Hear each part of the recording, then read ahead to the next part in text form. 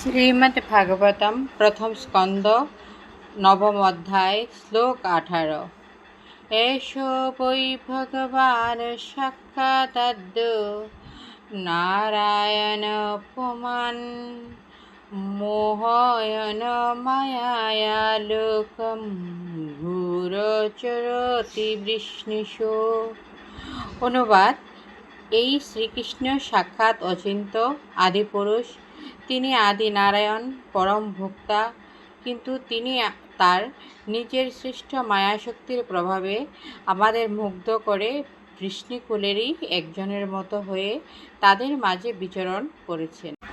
এষ এই বই নিশ্চিন্তভাবে ভগবান পরমেশ্বর ভগবান সাক্ষাৎ স্বয়ং আদ্য আদি নারায়ণ পরমেশ্বর ভগবান পুমান পরম ভোক্তা পুরুষ মোহয়ন বিমুক্তকর মায়ায়া তার নিজের সৃষ্ট মায়াশক্তির দ্বারা লোকম বিশ্বচরাচর গুরু যার মহিমা অবগত হওয়া সম্ভব নয় চরতি বিচরণ করে বৃষ্ণিষু বৃষ্ণিকুলে।